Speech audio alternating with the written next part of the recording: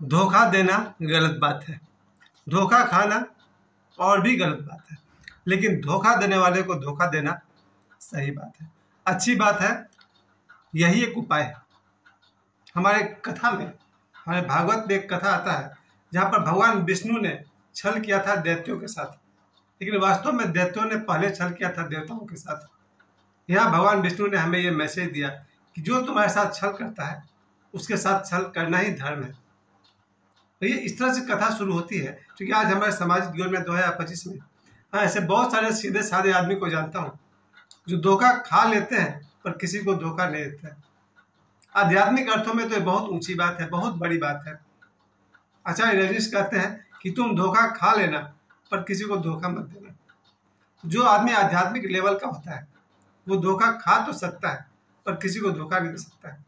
लेकिन यहाँ भगवान विष्णु हमें शिक्षा देते हैं कि जो तुम्हारे साथ छल करे तुम्हें उसके छल का जवाब छल से ही देना चाहिए, यानी धोखा का जवाब धोखा से देना चाहिए। हमारे आज के जीवन को जोड़िए भगवान विष्णु की उस कथा से। बहुत ध्यान से सुनेंगे तो आपको पता चलेगा कि धोखा देना कोई गलत बात नहीं है, पर किसको? जो आपको धोखा दे रहा है। और याद करिए, हमें सबसे अधिक धोखा कौन दे रहा है? हमें सबसे अधिक धोखा हमारा मन दे रहा है। और समाज में जो लोग दे रहे हैं उनका तो खैर नकेल कस नहीं है, पर इस कथा को समझे फिर आपको बताएंगे कि मेरे जीवन में जिन जिन लोगों ने मुझे धोखा दिया उनके साथ मेरा क्या रवैया रहा है और आगे भी हम क्या करने वाले हैं। तो इस कथा में आता है कि जब समुद्र मंथन हो रहा होता है तो समुद्र मंथन में दोनों ने भाग लिया, देवताओं ने और दैत्यों ने। तो देवताओं ने भी मेहनत किया, दैत्यों ने मेहनत किया, दोनों ने पसीना बहाए और तब समुद्र में से एक दिव्य पुरुष निकले जिनके हाथ में एक अमृत का कलश था। और दिव्य पुरुष का नाम था धन्वंतरी, जिनका धनतेरस आने वाला है। धनतेरस के दिन कहा जाता है कि उनका प्रादुर्भाव हुआ, वो समुद्र से बाहर आए। तो धन्वंतरी के हाथ में कलश है और धन्वंतरी जो है वो आयुर्वेद के भगवान है। इसका मतलब अमृत क्या है?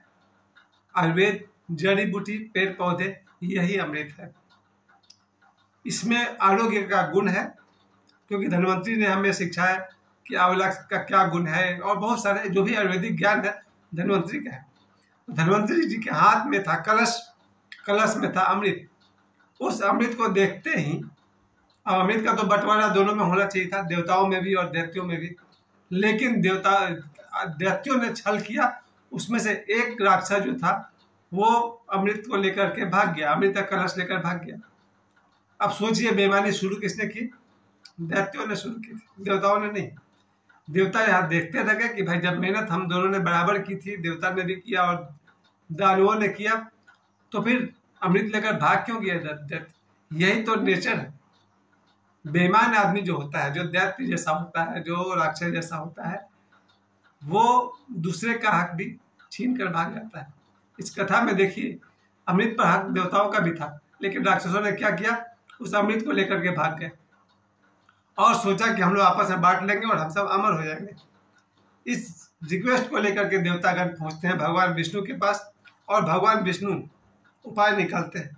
फिर भगवान विष्णु ने मोहिनी का एक सुंदर सा रूप धारण किया और मोहिनी के रूप का जो वर्णन है भागवत में, श्रीमद् भागवत महापुराण में, उस वर्णन को देखने के बाद मुझे लगता है कि जो परिकल्पना की गई है मोहिनी अवतार की, भगवान विष्णु की, और ये भी कहा जाता है कि भगवान विष्णु ने और भी 2 बार मोहिनी का अवतार लिया था। मोहिनी का जो उनका रूप है, एक तो रूप बहुत सुंदर, वही गोरा रंग, आंखें सुंदर, ओठ सुंदर, गाल सुंदर, वगैरह वगैरह वगैरह, जितना भी आप वर्णन कर सकते हैं कर लीजिए। एक स्त्री में जितनी सुंदरता की कल्पना की जा सकती है वो सब कुछ मोहिनी में था। और मोहिनी रूप लेकर जब भगवान विष्णु दैत्यों के बीच गए और दैत्य उन पर फिदा हो गए, क्योंकि मोहिनी के रूप में भगवान विष्णु ने उन्हें अपने कुछ जलवे, कुछ नखरे, कुछ नृत्य दिखाए, ऐसे हाव भाव भंगिमा दिखाए कि दैत्य फिदा हो गए कि वाह, कहाँ से नारी आ गई भाई, इसने ऐसे देखती है, ऐसे चलती है, ऐसे डांस करती है, ऐसे मुस्कुराती है। दैत्यों ने कहा भाई एक काम करो, हम तो फिदा हो गए तुम्हारे ऊपर, तुम ही इस कलश को बांटो। वहां एक लाइन है भगवान विष्णु के मुंह से कि भाई हम तो नाचने गाने वाली हैं, व्यभिचारिणी स्त्री है, उल्टा भी कहा जा सकता है हमको, तो भाई हमारा क्या भरोसा? व्यभिचारिणी स्त्री किसी एक का हो ही नहीं सकती, उल्टा स्त्री किसी एक का हो नहीं सकती है, और आप लोग हम पर विश्वास कर रहे हैं। कि हम अमृत को बांटेंगे। राक्षसों ने कहा जो अपना बुराई खुद कर ले रही है वो जरूर अच्छा इंसान है।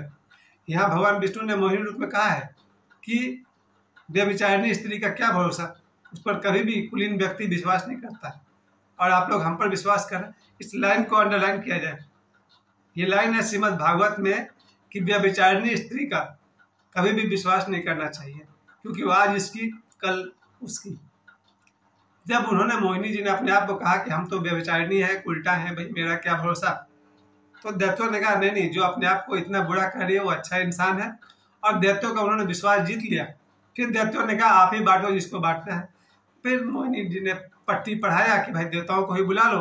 उन्होंने भी मेहनत किया है और दैत्यों ने सोचा इतनी सुंदर लड़की है, इसका दिल नहीं तोड़ेंगे, और उसका दिल रखने के लिए देवताओं को बुला लिया गया और ऐसे कुछ समझाई कि मोहिनी के वश में आकर के दैत्यों ने कहा ठीक है, तुमको जिसको मन करता है उसको बांटते जाओ। वास्तव में वो लोग मोहिनी के रूप पर फिदा हो गए थे। और मैं आज भी कहना चाहता हूँ कि भगवान विष्णु का मोहिनी रूप आज पूरे विश्व में करोड़ों लड़कियां ऐसी हैं जो मोहिनी हैं, सुंदर हैं, और उनका पर्पस आज भी वही है, देवताओं में अमृत बांटना और दैत्यों से अमृत छीन लेना। यानी कि भगवान विष्णु के रूप में दैत्यों के साथ छल किया जाना, क्योंकि पहला छल दैत्यों ने किया था देवताओं के साथ। और यहाँ मोहिनी रूप में भगवान विष्णु ने वो अमृत बांटना शुरू कर दिया, देवताओं से शुरू किया था। राहु को डाउट हुआ, उसको लगा कि ये तो देवताओं को मिल रहा है। राहु ने देवता का रूप लेकर के वहां बैठ गया, देवताओं के ग्रुप में बैठ गया, लेकिन उसे सूर्य और चंद्रमा ने पहचान लिया और सूर्य और चंद्रमा ने कह दिया अरे ये तो राहु है, ये देवता नहीं है। इतना देखते ही भगवान विष्णु ने सुदर्शन चक्र से राहु का सिर काट दिया। सिर का हिस्सा राहु और धड़ का हिस्सा केतु कहलाया। उस दिन से राहु और केतु की दुश्मनी किससे हो गई? सूर्य और चंद्रमा से। तो ज्योतिष में माना जाता है कि सूर्य और राहु में दुश्मनी है, चंद्रमा और राहु में दुश्मनी। खैर, ये सूर्य चंद्रमा पर जो ग्रहण लगते हैं इसे राहु की दुश्मनी से भी जोड़ा जाता है। और इस तरह से सारे जो अमृत थे देवताओं में बांट दिए गए और विष्णु जी गरुड़ पर सवार हुए, निकल लिए वहां से। दैत्यों ने कहा मेरे साथ धोखा हो गया। फिर दैत्यों का हो गया युद्ध शुरू, उसको देवासुर संग्राम कहा था। देवताओं का असुरों से संग्राम शुरू हो गया, लेकिन देवता तो अमृत पी चुके थे, वो मरे नहीं। और जो असुर थे वो मरते भी थे, तो उनके पास संजीवनी विद्या थी शुक्राचार्य जी के पास। तो आज के दुनिया में देवता भी अमर है क्योंकि अमृत पिए हुए हैं, और बुराई भी फिर से जी उठती है क्योंकि उनके पास संजीवनी है। इस कथा का जो मर्म है वो यही है कि अच्छाई जो है वो कभी खत्म नहीं हो सकती, क्योंकि अच्छाई को अमृत मिला हुआ है, और बुराई कभी मर नहीं सकती क्योंकि वहाँ संजीवनी विद्या है जो शुक्राचार्य के पास है। आपने गौर किया है, चाहे चारों युग हो, त्रेता, सतयुग, द्वापर या कलयुग, अच्छाई कभी खत्म नहीं हुई है और बुराई कभी खत्म नहीं हुई है। आज भी 2025 में भी अच्छे से अच्छे लोग हैं, बुरे से बुरे लोग हैं, और अच्छाई बिल्कुल है क्योंकि उसने अमृत किया हुआ है, और बुराई भी है क्योंकि उसके पास संजीवनी विद्या है। लेकिन छल के जवाब में छल भगवान विष्णु का बहुत बड़ा संदेश था। मैंने अपने जीवन में इसको नोटिस किया कि बचपन से लेकर अभी तक जिन लोगों ने मेरे साथ जैसा व्यवहार किया है उन्हें दुगना करके वापस दे देना है, यही मेरे जीवन का मकसद है। अगर किसी ने मुझे एक बार प्रणाम किया है मैं उसे 2 बार प्रणाम करूंगा। किसी ने एक बार भोजन दिया है मैं उसे 2 बार भोजन दूंगा। किसी ने एक बार स्नेह और प्यार दिया है मैं उसे 2 बार स्नेह और प्यार दूंगा। किसी ने मेरा एक बार अपमान किया है तो मैं उसको 2 बार अपमान करूंगा। या फिर गुड बाय करो, तुम अपने राह जाओ, हम अपने राह। इसमें कुछ गलत नहीं। भले आदमी के साथ भला करना चाहिए, गलत आदमी के साथ गलत करना चाहिए, यही तो संदेश है। लेकिन अगर आप आध्यात्मिक तल पर जाएंगे जहां आपकी सब कुछ शून्य हो जाता है, तो गौतम बुद्ध और ओशो आपसे यही कहेंगे, धोखा खा लेना पर किसी को धोखा मत देना। क्योंकि धोखा खाने वाले का ज्यादा कुछ बिगड़ता नहीं है, लेकिन धोखा देने वाले का सब कुछ बिगड़ जाता है। इसलिए मैं फिर से रिपीट करता हूँ, ओशो कहते हैं धोखा खा लेना लेकिन किसी को धोखा मत देना। क्योंकि धोखा खाने से ज्यादा नुकसान नहीं होता है, लेकिन धोखा देने से बहुत बड़ा नुकसान होता है। हम सब 2025 में जी रहे हैं, लोभ और लालच में आकर के लोग एक दूसरे के साथ छल कर रहे हैं। पर एक अंदर की बात तो ये है, आदमी के साथ सबसे बड़ा छल उसका अपना मन, उसके संस्कार करते हैं। और हमारे जो यहाँ पर मेरा एक दोस्त कहता है कि मन और हम अलग नहीं है, हम ही हैं। सबसे ज़्यादा अगर हमें कोई धोखा देता है तो हम खुद देते हैं। मैं सरोज पांडे, मुझे सबसे अधिक धोखा सरोज पांडे ने ही दिया है और देता रहा है, आज भी दे रहा है, आगे भी देगा। इस सरोज पांडे को भी मुझे धोखा देना है, क्योंकि छल का जवाब छल से देना ही होगा।